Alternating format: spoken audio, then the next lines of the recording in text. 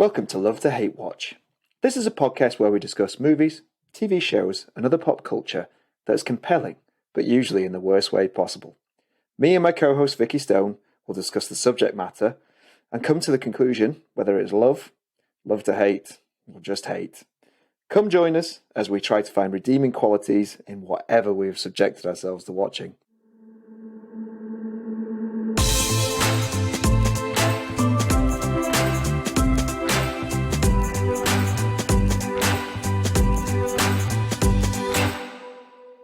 An eye for an eye. I think I need to apologise for this one because it was ultimately my choice. It is currently streaming on Amazon Prime, and we were just speaking about it there. My word, there is a limited amount of redeeming qualities that you can pick out from this movie. Is it a John Travolta directed as well as starring? No. I've done my research on this, my friend, because it was so bad. Halfway through the movie, I got so bored. I was like, who directed this piece of crap? So basically, to give you a little bit of background on what I know, it's actually directed by a guy called George Gallo, who is the writer. Now, this sounds good, right? But there's a note that I wrote to myself later on in the movie, which I think sums it up. But he was the writer of Midnight Run and all the sequels, and then also Bad Boys, the first one. I don't think he's got a credit on like Bad Boys 2 and Bad Boys for Life, but it didn't say. So I don't know whether he's the writer of those as well. I kind of think maybe not. But anyway, so he's the director of this movie. So my note at the end was, note to self, never let writers be directors. It doesn't always work. Don't get me wrong, there are some great people who write movies and direct them and they're fabulous, but I suppose if you like Quentin Tarantino, and some people might argue, well, no, I won't go the Woody Allen route after what I've been watching this week, but like it can work because you've got a kind of singular vision and you know how you want it to look and be shot, but this is bad. It just thinks it's a better movie than it is, and it tries to be uber serious. However, in the last 10 minutes, I think they've obviously been watching the dailies. So this is where they look at what footage they've done each day. And they must have realized how boring this movie is, because it suddenly does a really quick move into campness where you're like, oh, this is actually quite amusing. But my words, it's just a bit of a dirge. Travolta's wig, which of course it's a wig, but just the whole I think it feels like a whole hair scenario going on. It's there's a beard, and the beard and the hair are almost like two-tone dyed. It's like blondie kind of grey. It's weird, and the beard is the same. It's odd, very odd. What it reminded me of? I did do a clip, but I'm sure that anyone that listens to this will have seen this episode of The Simpsons, but it's the Treehouse of Horror episode where Homer gets a hair transplant. Basically, and it's a criminal. It's Snake's hair that he gets, and Snake takes over his mind. And that's what the hairstyle reminded me of. I mean, the whole thing doesn't start off well, in the sense that it kind of almost starts off as though it wants to be something like Chinatown, with the kind of gumshoe, the film noir sort of voiceover. But it's just so cliched, which is surprising, because I was like, he's a writer. You'd think that part would be good, the exposition, because it's really heavy lifting throughout the whole thing. The voiceover does all the work. And it's like by the time he's driving down to Galveston and he's got the credits have started to show you who's in it, he's told you like about 20, it's like I said, it's like Forrest Gump on speed. It's like sort of like events in history and then his history, and I'm just thinking, good God. I mean, the first bit is he's in first question, it opens in the cinema, and he's living in the cinema. It's very odd. So he's living in the cinema with his cat, and then I put, is it John Wick with cats? At that point, this is before I'd watched any of it, so clearly it is not John Wick with cats, because it's a far, far inferior film to John Wick. But so then he puts the cat, and he sees the goons coming up the road, and he goes, "Oh, put the cat in the carrier." And I thought, oh, that's nice. He cares about his cat. And it says in the voiceover, the last time they wrecked the apartment and the cat was really upset. I thought, oh, he cares about his cat. As he comes out, someone's waiting for him. He uses the cat as a human shield. I thought he was going to throw the box at the which he doesn't. He sort of throws it into the car. And then also, my other argument with the opening is, it's an open top, whatever car, I don't know, I'm not good with cars, but an open top car. There's 3 goons with guns coming down the stairs, like directly above him. Surely they would just go, oh, I won't run after him, I'll just shoot him. Yeah. Well, all right, there's a few not a great start to unravel, and I had questions right from the start. Firstly, just to key off, John Travolta, as you hear in all the exposition, and you get reminded of this throughout the movie, is a failed football star. So American should have been a contender. Yeah, he's obviously taken bribes, and that ruled him out for his career, and that was him done. He subsequently moved to Hollywood to become a private investigator. As you do. As you do. It seems to be the right career move. And he now lives above a cinema. Well, I think so. Showing the Maltese Falcon to try and put it in some kind of time context, which that's my other argument with the movie. Why? And I obviously put it in my notes. I was like, all right, okay, so we're doing this 1978. Maybe. Yeah. Why did they bother? Like the mule. I thought this is going to be. It's going to be time warp time. Nah. But there was no reason for it. Usually, you do these types of music. A, for style. And B, because you don't want some modern technologies involved in the movie, because it would make no sense without. But actually, when I was watching this, I was like, there's no reason for this. This couldn't have been contemporary. And in fact, apart from the terrible dialogue and the bad acting, the other thing that sort of brought me out of it was that there were times within the movie that you looked at it and thought, this looks like modern day. Like it doesn't look like 1970s period at all. And there's like a few points where it was really jarring that I was like, this doesn't fit with the time period. It just looks wrong.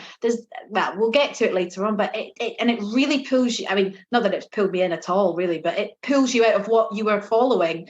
Even it pulls you out of that sort of, you're like, oh, it's quite jarring. So I don't know what happens. I felt that whole first 10 minutes was absolutely, why even bother with the Hollywood stuff? Just say, I've been called to Galveston. This woman's wanting me to help with the old auntie. I agree, but maybe it's supposed to be like, you think you get in one movie, like he's an LA Gumshoe in the underbelly of Hollywood, but actually he's going back to his hometown to solve a bigger crime. Is it that? You know, that, and also I did think there was a touch of not the touch of the mules. The mule is far better a movie, to be fair, but which is saying something. But the whole thing about a man who's kind of isolated and doesn't have any kind of ties learns to like love and appreciate his, and like going back and redeeming himself. So there's a redemption theme running through both. And a question that obviously will come on to the daughter. Oh, God. Throughout the movie, he says, I'm not going to be selfish. I'm not going to do what... At no point in the movie does he show anything but selflessness and heroism. Yeah, he's quite a good guy. No, he's a really good guy. So the other kind of death knell, the real like vortex of doom, is that when the credits rolled, apart from Famke Janssen and Morgan Freeman, when you see unpronounceable names that you've never heard of and Robert Patrick and his daughter, you're thinking, this is a stinker. And I wasn't proven wrong, I don't think. But it has some... I suppose the other person that we should mention in the credits is Brendan Fraser. He is the best thing in this movie. I didn't think I'd say it, but he is the only thing that I enjoyed, and they should have kept it in that mental institution. Yeah, that was the only bit that really got me intrigued. Anyway, so the whole thing about Brendan Fraser, I think before we go into like the movie itself, like it's a really sad story, like because he was like basically the franchise king, like the blockbuster king with The Mummy and all of those movies. And then suddenly he disappeared, seemingly, and then he popped up again. I used to watch a show called The Affair, which was on Sky Atlantic, and he kind of popped up in the final series of that as a sort of prison officer. And it was very sad that the body, like it all gone. He looked quite schlubby. And when he was doing press for it, I remember they were all like, what's happened to Brendan Fraser? And he was really like, it was almost as though he'd had a breakdown. And I think what had happened, I sort of looked into it, not recently, but when that happened, I had looked into like, what's going on? Because he was doing dramatic roles. He was doing Hollywood blockbusters. And he's a good looking guy. And then it turned out what happened was, I think, that he got really injured, like seriously, like crippled almost from the Mummy movies. He's done his stunts and it not gone wrong, but it just basically given him terrible kind of chronic pain. So basically, I think he'd like basically stepped out of the industry for a while and had had a bit of not a breakdown, but a kind of, had lost his confidence in, his ability and whatever. So this is his kind of the beginning of his sort of comeback. I suppose that, he was in The Affair, which he was good in, not similar to this role, but sort of creepy nevertheless. Like the creepy vibe is definitely there in both. But I just felt there was so many choices he must have made reading that character, and made choices about the way he spoke, the way he dressed, the mannerisms. And it felt very he'd chosen, but they didn't. In the sea of kind of banality around him, he just seemed like a complete, like it was so obvious that he was like a weirdo, and like anyway. So if you let me share, I've most of my clips for this week are Brendan Fraser centric, because setting the scene, he's in Galveston now, which is clearly the most corrupt place. If I was Texan, I'd be offended, to be fair, because it's like, oh, that's not how we do it here. It's like, what, follow the law? Okay, police officer Robert Patrick. So John Travolta has been sent on a special case, money no object, by a young woman. I don't even know her name, but she seems superfluous. He seems automatically. He walks through the door of his office after being on the run, and he looks like a bag of shit. And she's like, "Hey, you have me at hello," kind of almost, and it's like anything you. I'm like, he looks dreadful. So I don't know what she sort of, but clearly, as we find out, obviously, she's trying to get him to do something for her. So that's probably why she's full of compliments. If you keep that image, for anyone that's listening or watching, keep the image of him in the Mummy or any of his kind of big 90s sort of action or big movies, because this certainly takes you away from that change. It does indeed. So hang on a second. Del Monte, man. Yeah, definitely. It's nice to see you again, Mr. Carson Phillips. Excuse me? Oh, you don't remember me. It's a long time ago. I was a freshman, warming the bench. Still got splinters on my backside from that. Playing football. You're out on the field. You're a senior. You scoring, setting records. We even went to a couple of classes together. That is, whenever you showed up. Miles. What's your name? Miles? Dr. Miles Mitchell. A lot of years ago. Sure. Yeah. Oh, you really could have been one of the greats. Oh, you sure did well for yourself. This is a beautiful place you got here. So this is the sort of stuff that you're going to get from Brendan Fraser, where there's a level of, I don't know, is he going for camp kind of? You know what it reminded me of, and you'll have seen the movie. You know, Scary Movie 2, so the sequel. Yes. And the creepy house. Tim Curry kind of. No, yes. No, the one that's like, take my hand. Take my hand, yeah. That's what I thought. Which could never be done today. Kind of riffing off a little bit. It was very kind of Southern Belle, I thought, like, mercy me, very much. At one point, though, there's a whole bit there before he speaks to him there. The nurse is like, oh, he's busy. And then he suddenly comes out and he sort of like puts on his white coat, puts on his stethoscope, combs his hair really strangely, like as though he's in American Hustle or something. You know, he's like Christian Bale with the hair and the propping up. But John Travolta's literally 2 centimeters away from where he is. So I thought, wouldn't it be better to do that in the office as though he's like a mess, and then he suddenly puts on his coat and his stethoscope and combs his hair really creepily, and then comes out and is like, oh, mercy me, oh, it's you. It didn't work for me that John Travolta's watching you do this. Like, it's really like as though he's putting on a costume, which kind of is, but it was just a weird, there's some choices he's made for the character that I thought, does this work? But then maybe he saw the rest of the movie and thought, I've got to do something wacky as shit here, because otherwise no one's going to watch it. Yeah, there's some, as we said at the top of this, the mental institution is really the only area of intrigue, because we have about 3 central locations, mental institute being one of them. We have a kind of mob boss, sort of the ruler of the city, who is Morgan Freeman. Yeah, and we have phoning it in. And we have Famke Janssen in inverted commas, because I have more to say on that later. Yes, it's a Helen Hunt scenario, but that was because the whole point when he comes in and he asks about the women that he's looking for the, you know, the kind of this job that he's doing.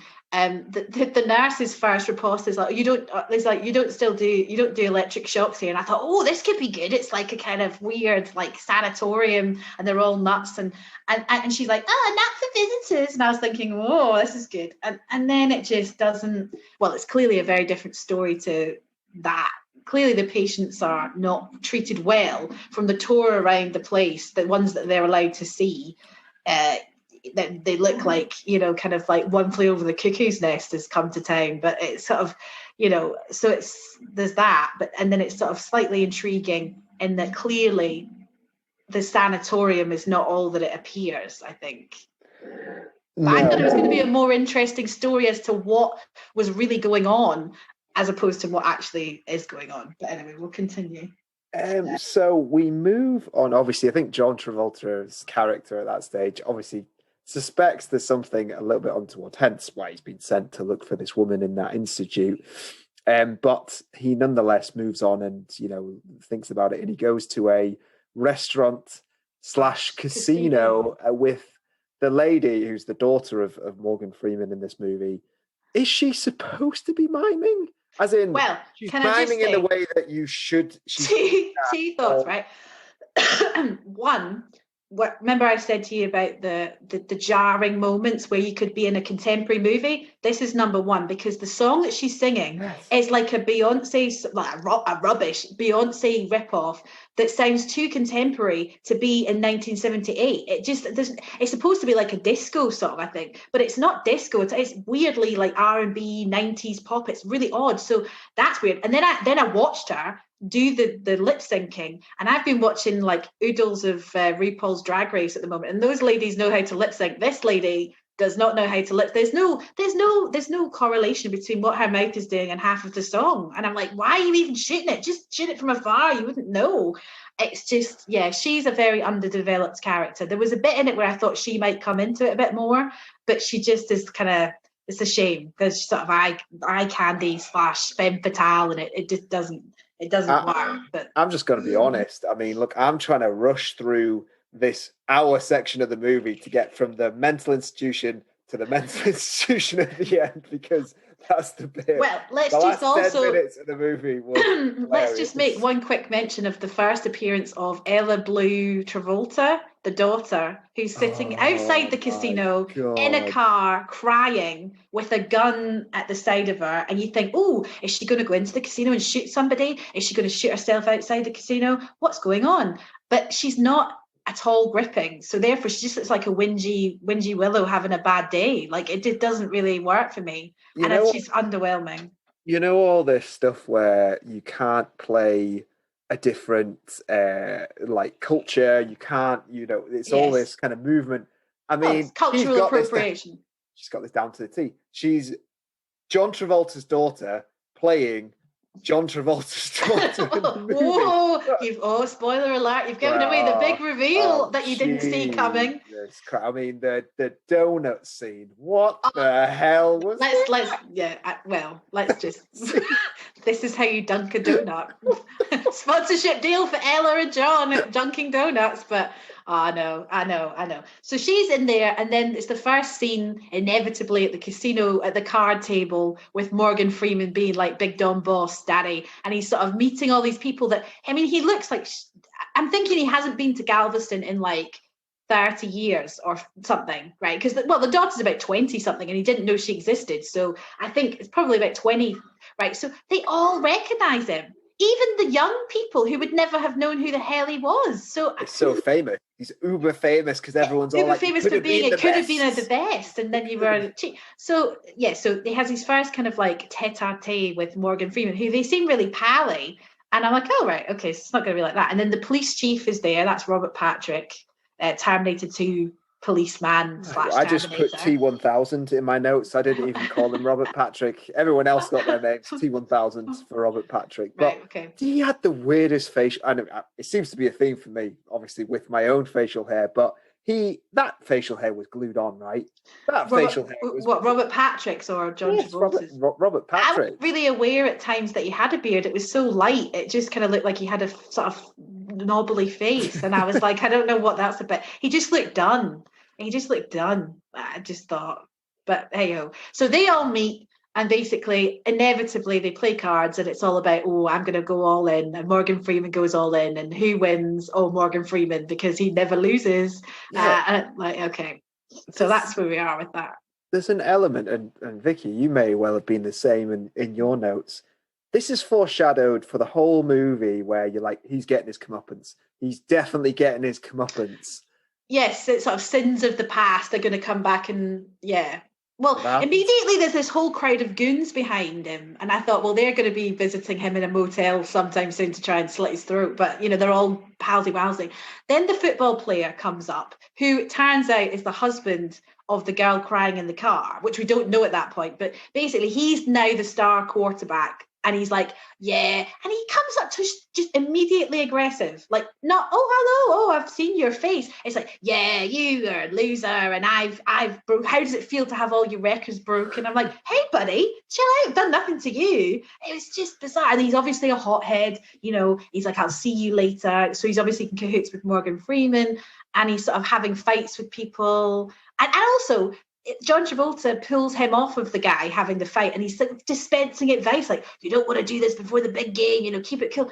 Like, he doesn't even know you, and you're feeling like you're got a right to dispense it, but it's just bizarre. It's like as though there's about 10 scenes building up to this that are on the cutting room floor, and it's just jumped from that to that. It's weird. So there is a couple of those scenes where the reactions are either too much or they're not enough. Nothing at all. You kind of look at it, you go, no, you wouldn't naturally react like that. That's bizarre.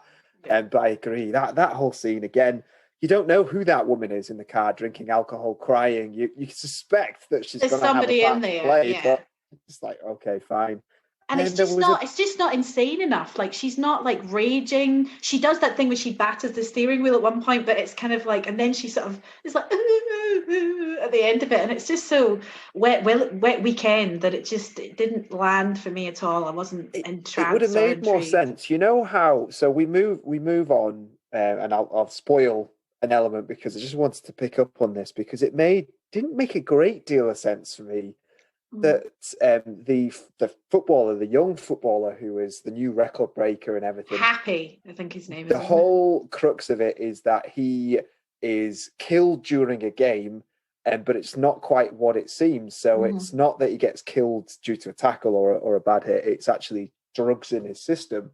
And the daughter, John Travolta's daughter, who we later find out, his wife, is prime suspect number one. Now, because she's the women scorned, isn't it? Like, if you come out the car with the gun and actually threaten to kill him, and then he died a day later. Yes. Yeah. But that would make sense. But no, she doesn't. There's no point that happens. So clearly he's been cheating on her, and that's the kind of rhetoric after he dies. It's like he's been sleeping with people all over town, and he's been beating her, and he's not a very nice husband basically to her. But she's sort of a bit of a doormat type character who's maybe they think she snapped and killed him. But again, you're right. The gun thing makes no sense then, other than. Well, it doesn't unless she threatened him, which she didn't. So it doesn't really put her in the frame. But hey-ho, so it moves on. So the football game happens. He dies on the field. And then he sees Famke Janssen, or the idea of Famke Janssen about 20 years ago, because she's had so much work done that you wouldn't... It took me a little bit of time to go, oh, shit, that's Famke Janssen, who was a beautiful, Bond girl and in X-Men, absolutely gorgeous. And she's still... a good-looking woman, but she just looks very much like, that way when you can tell people have had work done or too much filler or something, but her face just doesn't move in the right way. So it's a bit jarring because you're thinking, Jesus, okay. Before before we do move on, there's one scene of no note at all. He goes back to his motel, and The goons. the guy in there asked about a pass case, and it was that could have been cut immediately. There was no reason. Well, see, that's where I started to get confused, because my focus had gone during the football game. So I was like, oh, I registered someone was dead. And then he was, and then I thought, oh, this must be linked, this goon who's talking to him about this woman that he delivered back to him and all of this, and then she'd left and you helped her. I thought this must have a link to anything. But as far as I'm aware, it never came back up again, did it? It was just kind of like, oh, okay. It was kind of used by Morgan Freeman's character to like try to get him out of town when he thought he was getting too close. But the big scene, and I found it probably the funniest, close to one of the funniest scenes, is that John Travolta goes back to the sanatorium, goes back to the mental institution to find out more on the case that he's trying to find out about. So he's obviously suspicious that the woman is probably not alive, but he wants or to is find in out some more. horrible situation. Yeah, exactly. So Brendan Fraser's character doesn't let him in. Doesn't get access. She's busy at group, and she's resting. Yeah, so he gets blocked, and he lockpicks. He MacGyvers his way into the building and catches a conversation, which kind of flashes back later. But he manages to get into Brendan Fraser's office. Which is like the least unsecure filing cabinet I've ever. He literally stands there for 20 minutes, like taking photographs and stuff. And I'm like, it's like, you'd think you'd like pretend or lock it or something, but no. So there is a scene. So Brendan Fraser eventually comes back to his office, and John Travolta has to escape in the most unathletic way possible. And there's a scene which I'll play. Are you going to do right? Because I have a question. I thought I heard something at the end of this scene with Brendan Fraser, and I wasn't sure whether I heard what I thought I heard. Oh, you heard it. I thought so, but I wasn't sure. Okay, right, go for it. And let's go. Well, I've titled it with that video. It was then. Okay, that's good.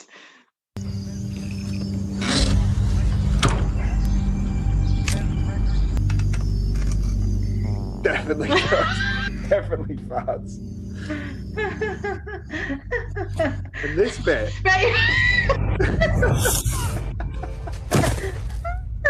Okay, that's the thing. I was like, never has a fart been so powerful that it leads you to jump off a building. Like, oh Jesus, off I go. Because it's really like hardly subtle. There's no reason for him to jump. There was not as though like he was falling, or like it was a whole big deck that he could have just like slid down. And he just thought, no, I'll just pitch it at a tree.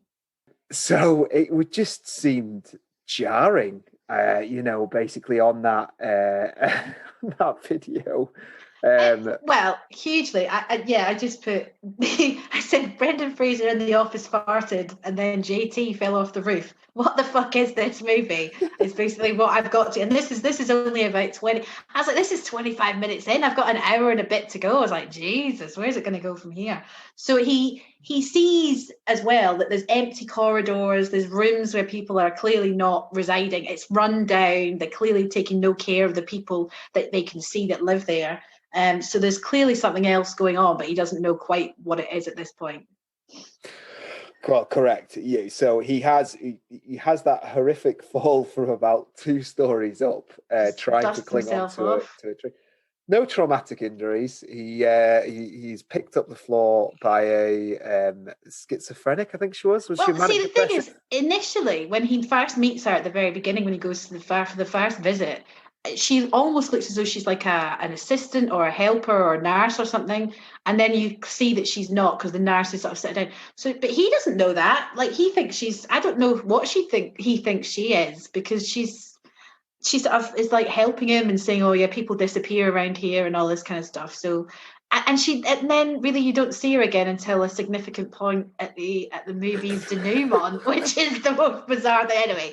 But yeah, so a very significant point. Yeah, but she is so, again, is there loads of stuff on the cutting room floor where she's in that you kind of think, oh, you really get into her as a character. I mean, the women in this are so underdeveloped. I mean, you wouldn't expect it, but they are so badly written that it's just, I mean, and to be fair, in Ella Blue's circumstance, so badly acted. But I mean, God, there's no character development for them. They're just there to kind of move the plot along and be the kind of victim or the,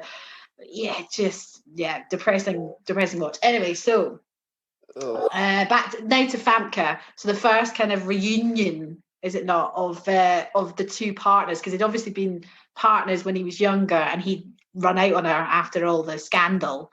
And she's obviously done well for herself in that she's been married and her husband has died. And she's at that point I put Black Widow. So I kind of at question mark thinking, has she bumped off the husband in order to get this lovely big southern mansion? But I don't know whether that's the case. It's never explored. But she's obviously got money now. But things are not well.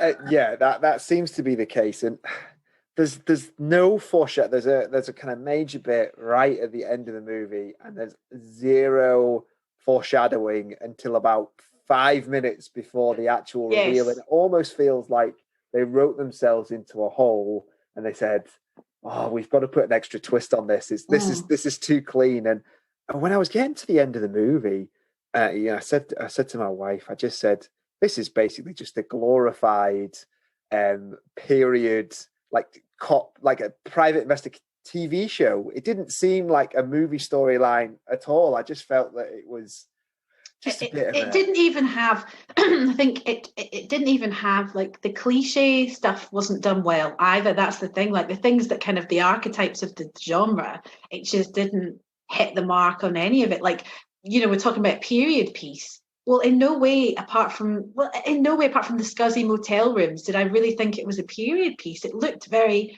weirdly contemporary. It could have been now, like, could have been the 90s. It didn't necessarily. 78 was a weird place to pitch it because I just didn't think it rang true in a lot of the scenes. You could almost shut your eyes, like open them and go, oh, what if they said what year was this filmed?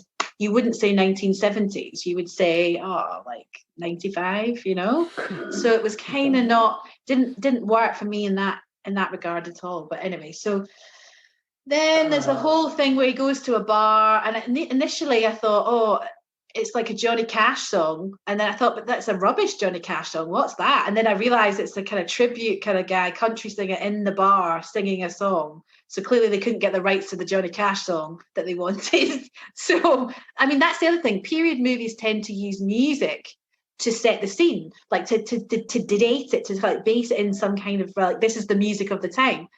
At no point, because clearly it was a budget like movie. I don't know whether they paid the people that were in it, but they clearly weren't paying for the rights for songs, I would say.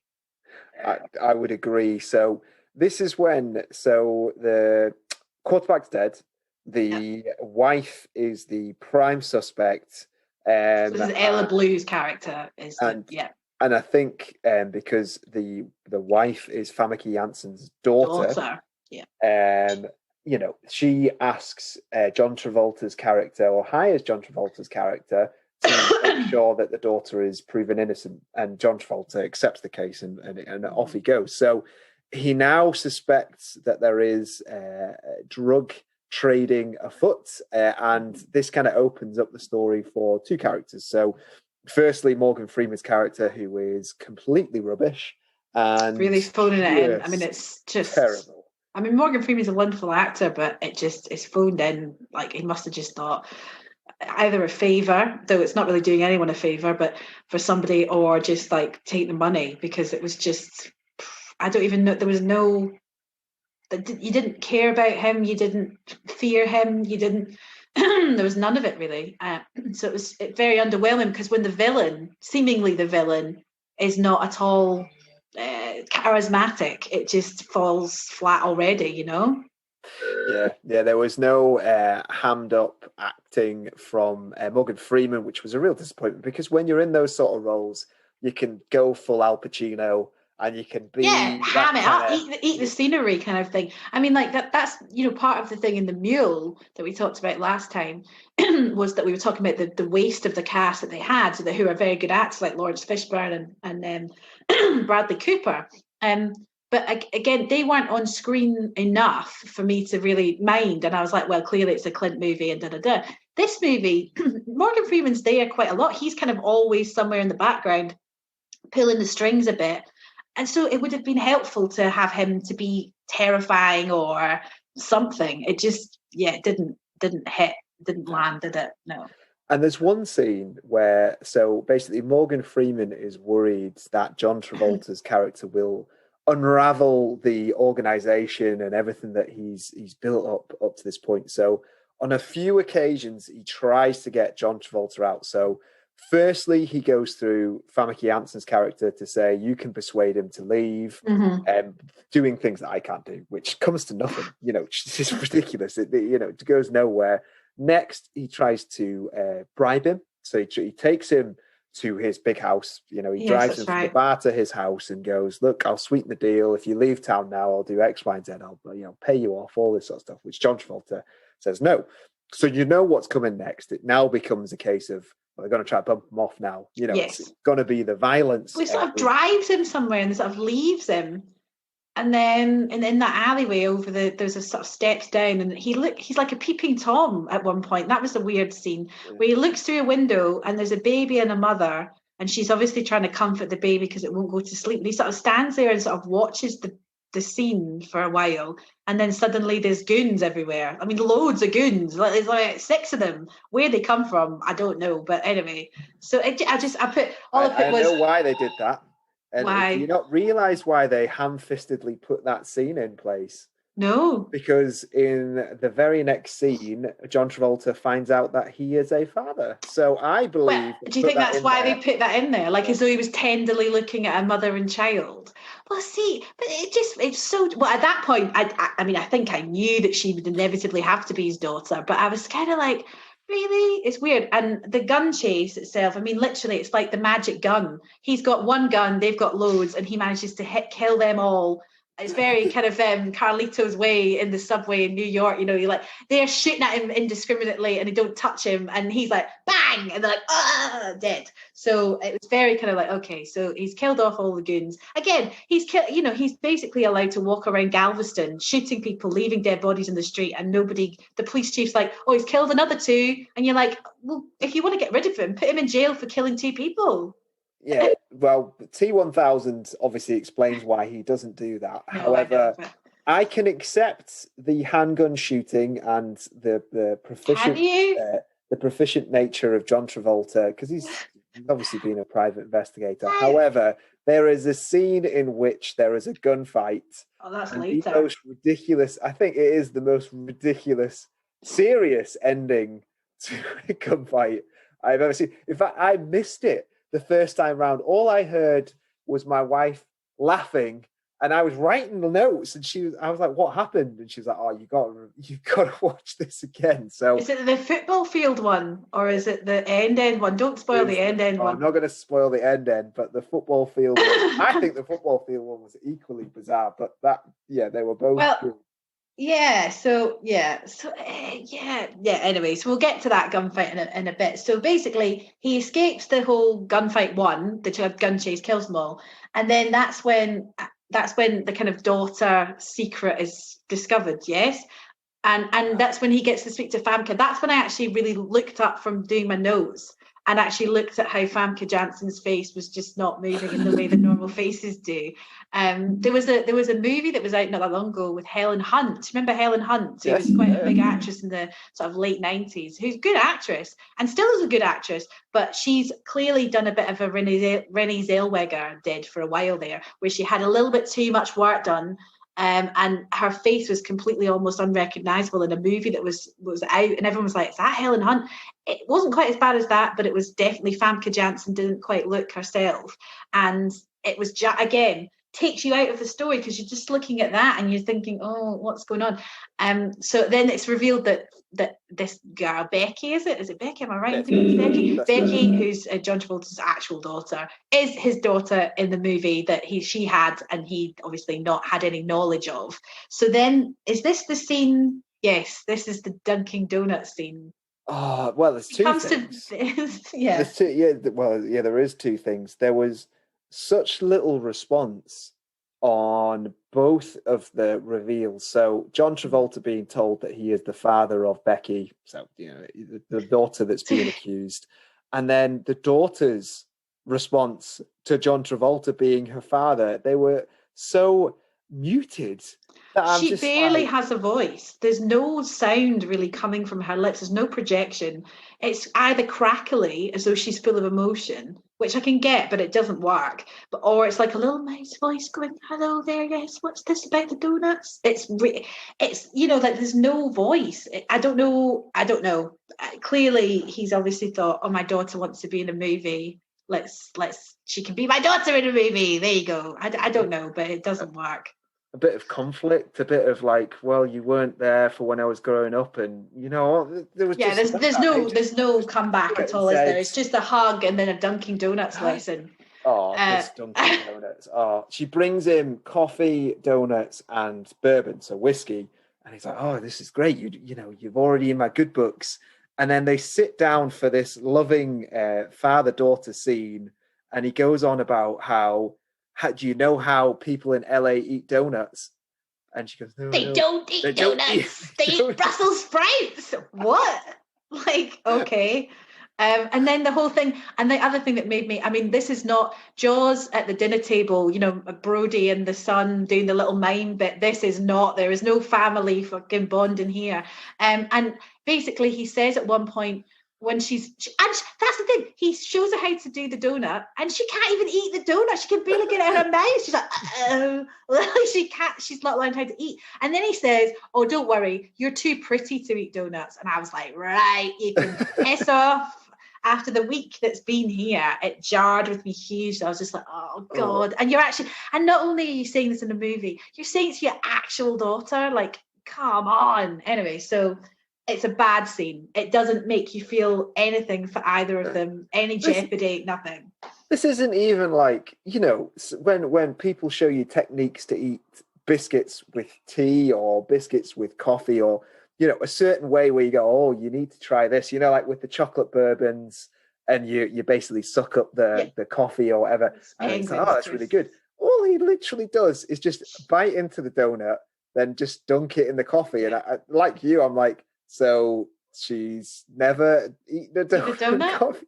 It's very, very, very odd. Why did she bring them then if she'd never eaten them? She's like, "Oh, I'm bringing you some new baked goods that I've never had before." It's like, yeah, okay.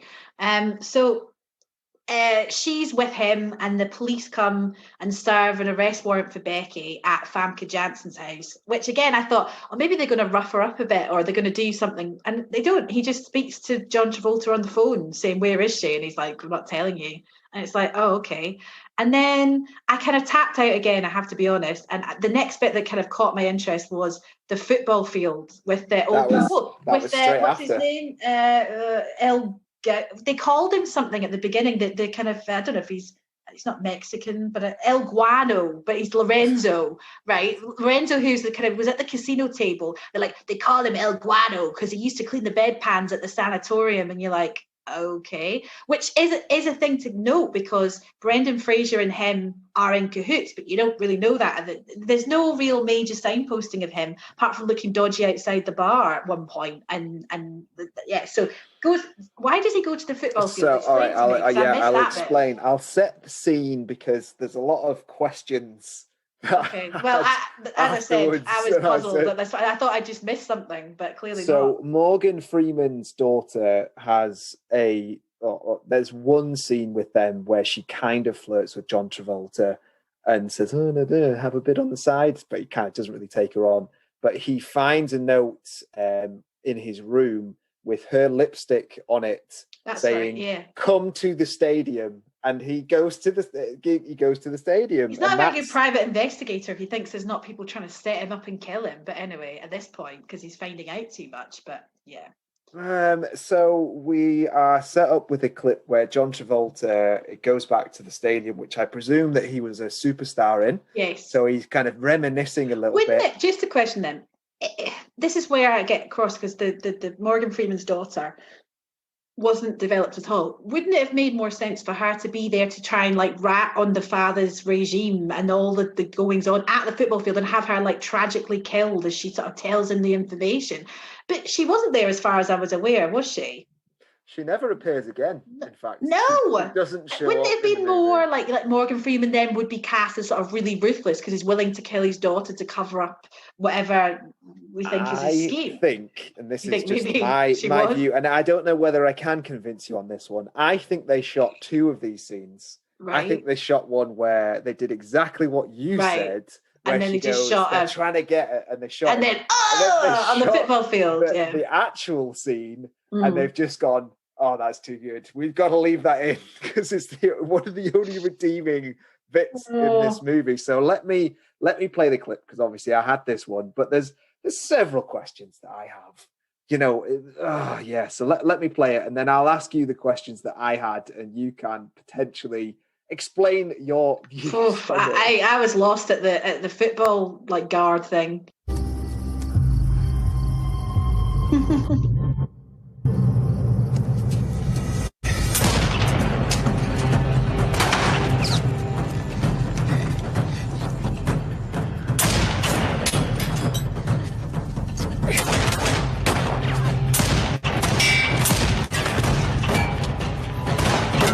Hang on a second. So my view, the sniper's a terrible shot.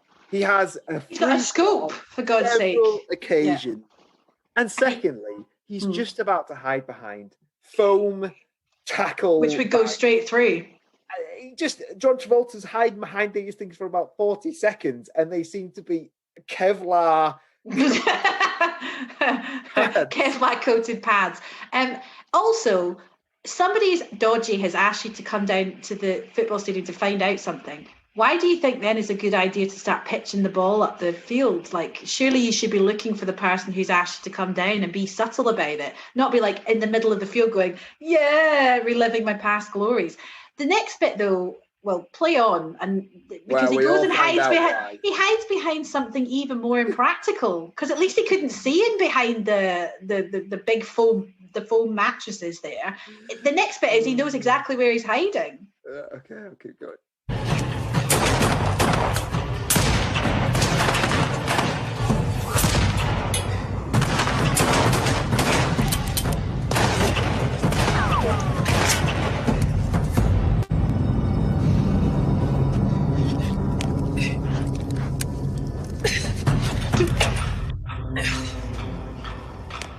Just shoot!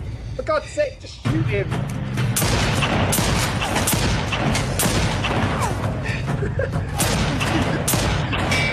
It doesn't even cover his body. The man with there's no stop, drop, and roll. Rotund. He goes outside of the pad. How could you not kill him? Also, when he's trying to put the bullets in his gun, does he not look like he's taking a poo at the same time? He's like he's had no problems putting bullets in his gun before. Because that's the other thing I'd asked before in my notes. I'd gone, how many bullets does he have in his pockets? Because he's just got an endless supply. He's like bloody Chuck Norris or something, or Rambo. Oh man. Okay, so let's get to the best bit. The money shot. Scene. So we get to the money shot of this whole thing, which again, it happens so quickly that if you just blinked, you would miss it, and you go, "Oh, he must have shot him. He must have got it." Or someone's come out. Maybe T-1000 has come out from the distance and sort of shot the Lorenzo guy from the balcony. Yeah. Or what I thought it was, and what I thought my wife was laughing at. I thought that the daughter had turned up and whacked him with like a bag or something. I thought, oh, she must have. Let's watch this again, because I just thought John Travolta shot him and he fell down, but go for it, because that's why I was surprised later on. But anyway, continue. So we've given viable solutions to this whole scene right now. Ways they could have written out of it, yeah, absolutely. And we see just there, right there, you would say, what's that in the distance that John Travolta could possibly use? Remember, star quarterback. Let's go.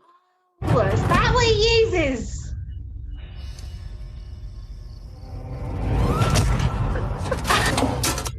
No, see, I missed that. Yeah. I missed that completely. So I'm glad you showed it to me again, because I just thought he shot him. I thought, oh, he's dead now. Why would you leave him? The guy's going to come back and try and shoot you. Wait, so you saw it that it was a football first time, but when you were watching the movie, you saw him knock.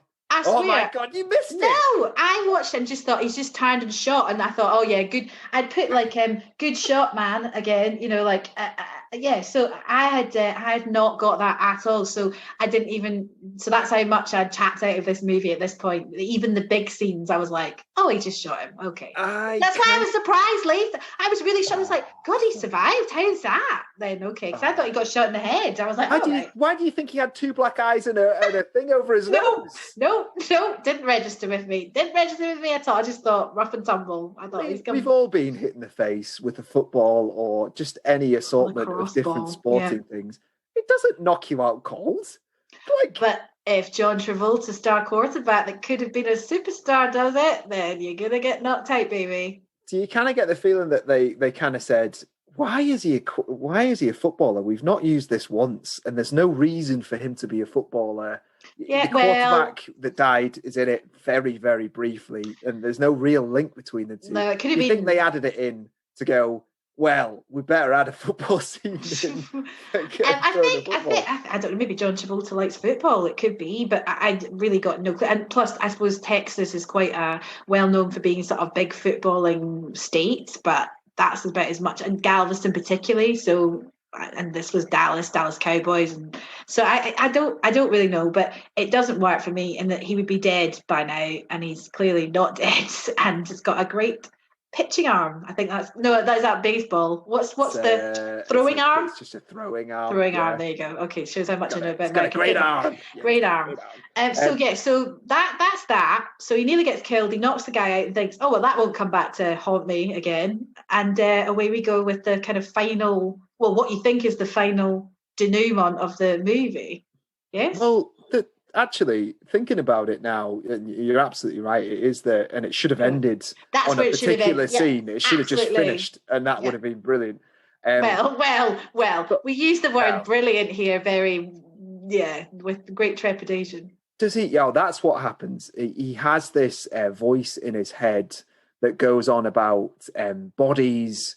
And wouldn't surprise me if there's, bodies. And it was one of the people, yes. One of the patients in the mental hospital that says it, and it kind of recalls it. And he goes, "Oh, epiphany!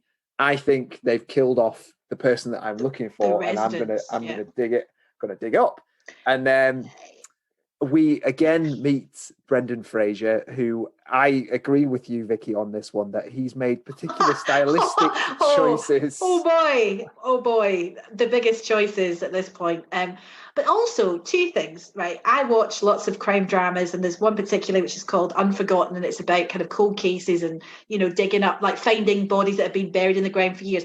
Why does he go to that particular spot that he digs and start digging and suddenly turns up a skeleton at the bottom of it? Like, why clearly they're buried all around the ground. I get that. But the reality is, if you just choose to dig anywhere, the chances of you hitting bone are going to be slim at that point. So he starts digging, and I'm like, well, someone's going to come out.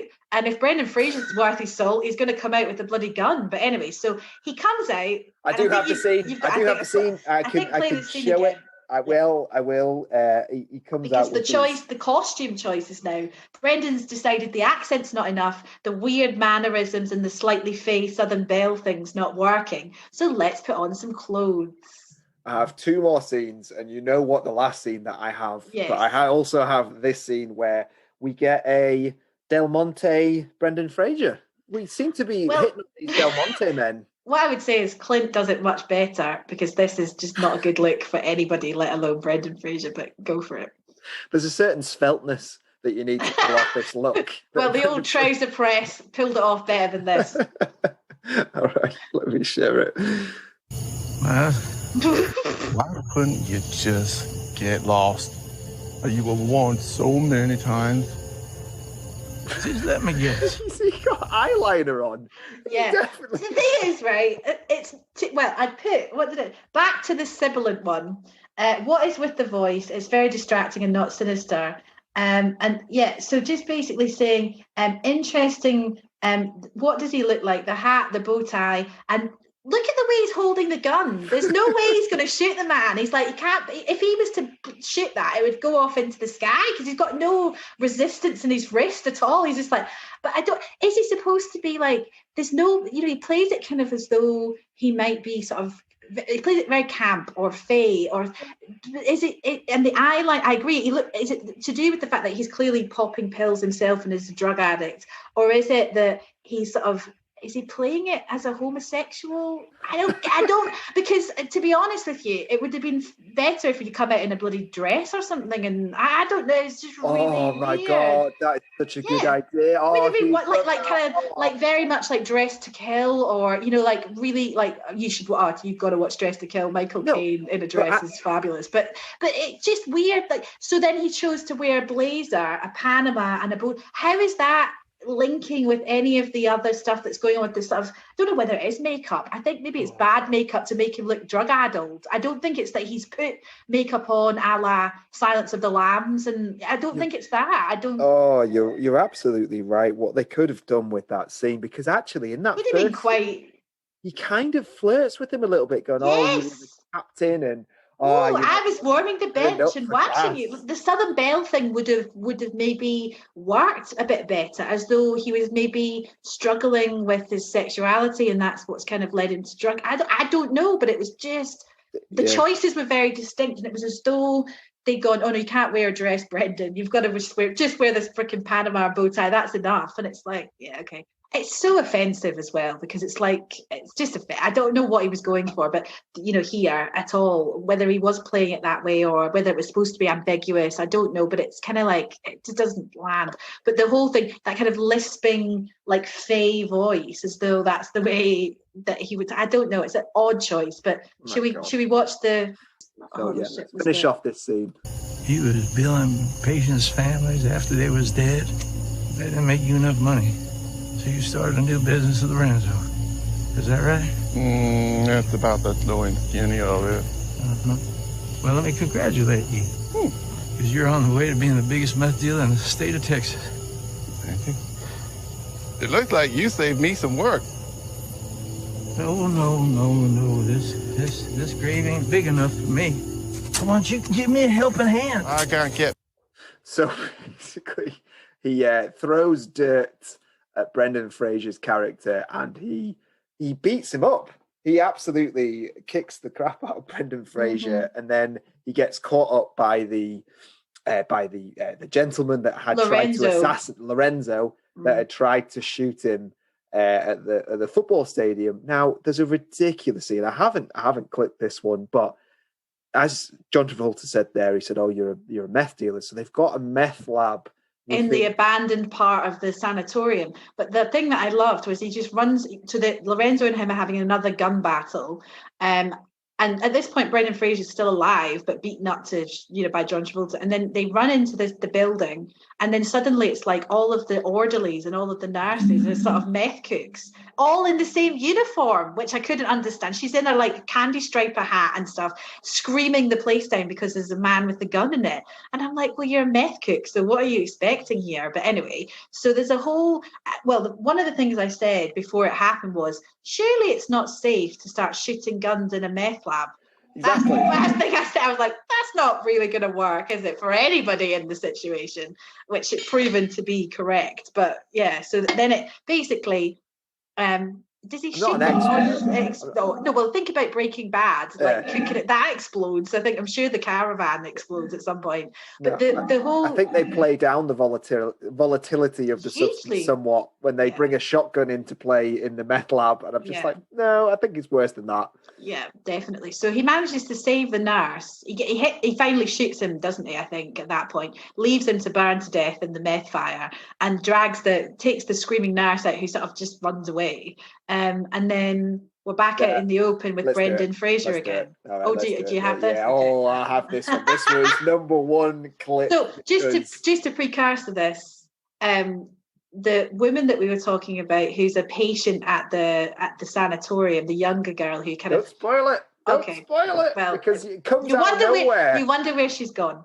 Yes, that is fair. That is fair, cop. So, just to set the scene, John Travolta has shot his adversary in the meth lab. He's got out, and now he is faced once again with Brendan Fraser. Be a gentleman. You've kind of spoiled it with the title. Tell me. You poison happy with them bad drugs.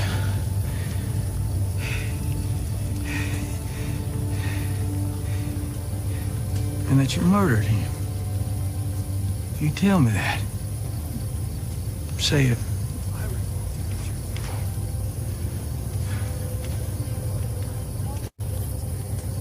Laurie.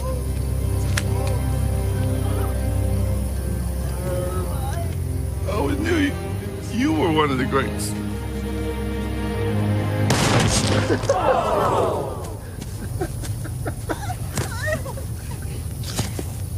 Yeah, he got what he deserved. Texas Justice.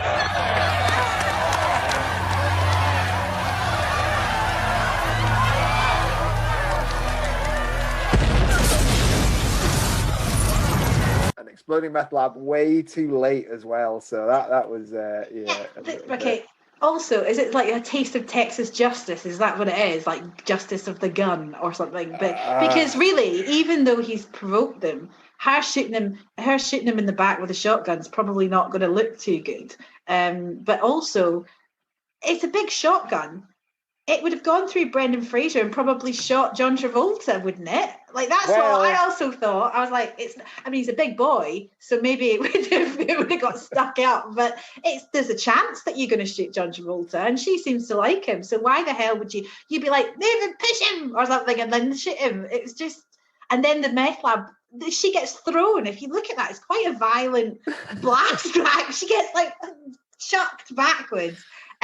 So that's the end of poor old Brendan Fraser. A lack of reaction as well from John Travolta. He gets shot. Obviously, the person in front of him gets shot with a shotgun.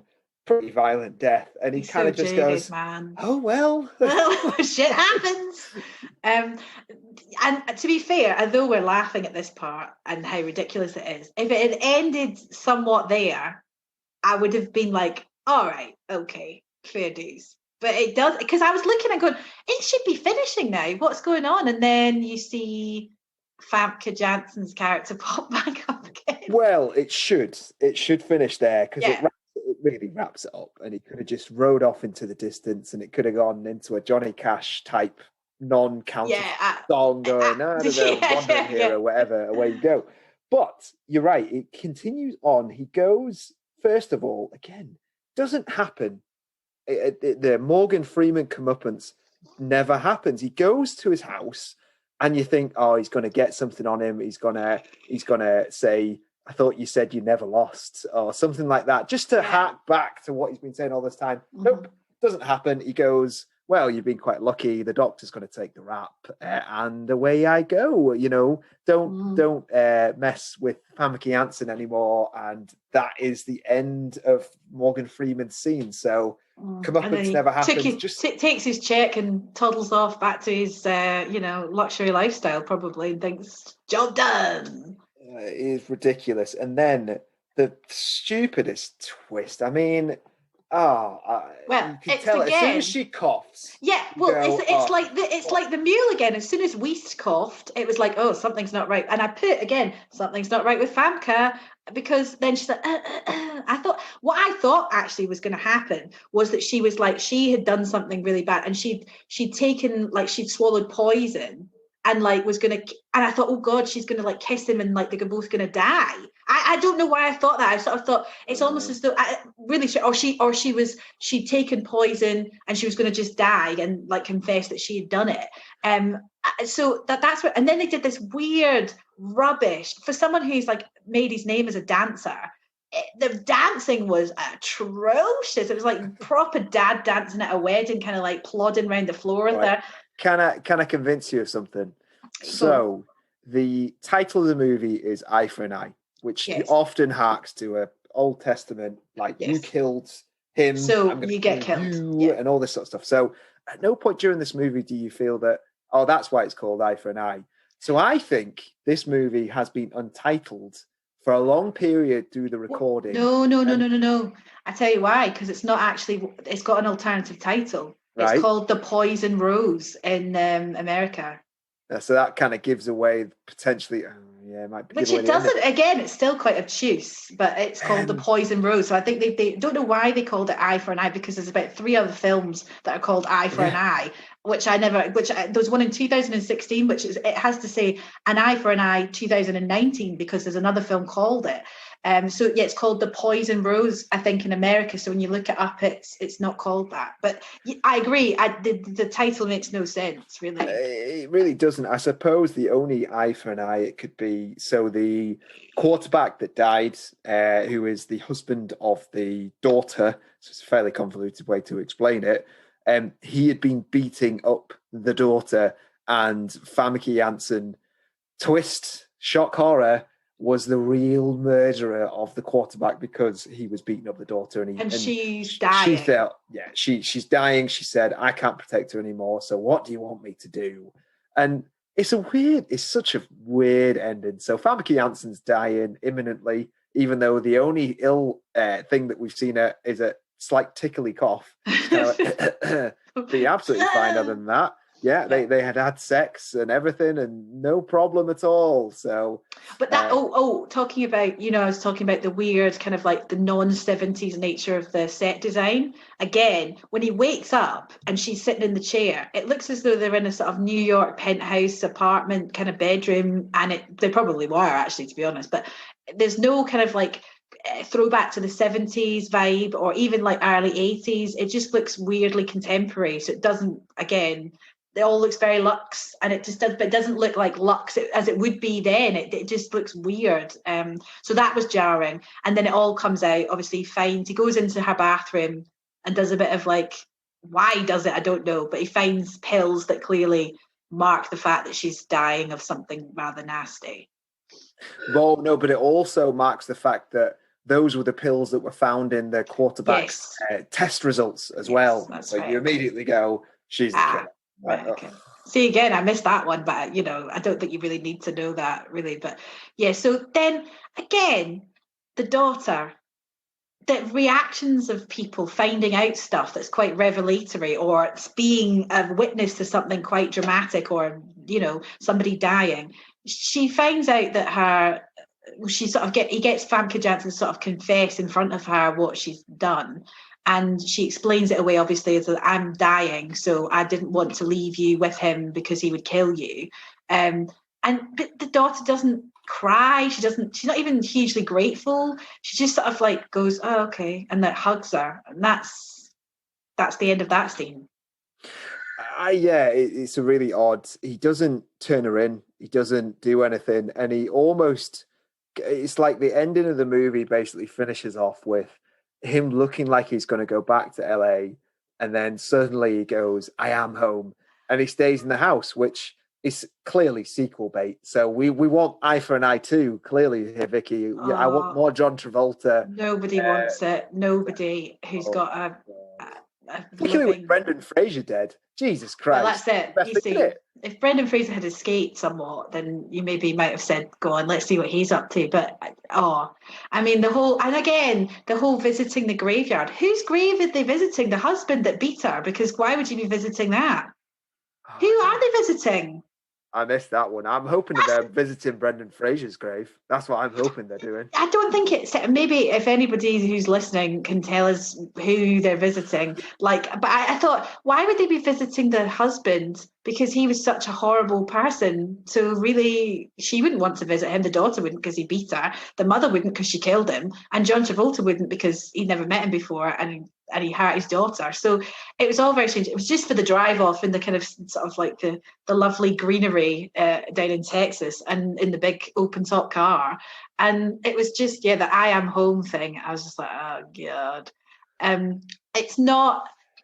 Just a waste of time. Absolute waste of time. For anyone that is tempted by watching it, I would suggest... Just watch our podcast. I think we've told watch you our podcast. I'll put the clips up on YouTube as well. But I would say from 10 minutes to 15 minutes, and then from 1 hour 5 to like 1 hour 15. Yeah, that's it. you know enough about the movie and what happens. Those are Just the only watch those scenes if The you can. mental hospital scenes are the only ones worth watching. Yeah, no, definitely. I think The Mule was, when we spoke about it last week, I mean, not a great movie, but like there was stuff in it that you could take enjoyment from the ridiculousness of it. But this one, even Brendan Fraser, in all of his character choices, couldn't save this one for me. And I think this movie was difficult to save. I don't think anything that they cut out would have saved it. But I think there are things in the movie that don't make sense because the cutting has been so random. Well, I mean, mercifully, it is only an hour and 30 minutes Yes. long. So in the first 10 minutes, I did look at the time and I said, oh, thank God, it's only an hour and a half. But it was the movie that I suppose I feared watching, that it is so nondescript that you go through a conversation like this and really there are no humorous or memorable parts of the movie. It was in danger of that without Brendan Fraser. I think without him, I'd go... That was so... I don't even... That we wouldn't really have had a conversation about it. I think for people, I think go check out Brendan Fraser's performance in the time frames that you gave, because I think it's worth a watch in real time, just because it's nice to see him on screen, but two, the choices he's made are very unique. But yeah, I wouldn't... definitely as a hate watch. It's not a love to hate watch for me on this one. It's one of those ones, when you're on your video player, whether it's on your phone or whether you're watching it on the TV, and you just keep hitting that plus 30 button. 30 seconds on, keep going until something interests you. That's the time it is. But yeah, it was some slog. But Brendan. So we watched the movie, so you don't have to. Just listen to our funny take on it and watch the bits we've recommended. And good luck to you, my friends, if you choose to watch the whole thing. What do you think? Should we watch something that's good next time? Should we? I really think we should try and watch something that's got some real grist in it that we can either dissect because it's so ridiculous, or it's actually good. It would be nice to watch something that's actually it's got some redeeming features, because this one, nah, it ain't no Mule, baby. There ain't no threesomes in this one, thankfully. No, thankfully not. I don't think I could take a John Travolta, Famke Janssen, and a third party threesome. I think that would have sent me over the edge. So I think maybe I'll pick the next one then, seeing as this one was a bit of a dud. And so we'll be back soon with our next choice on Love to Hate Watch.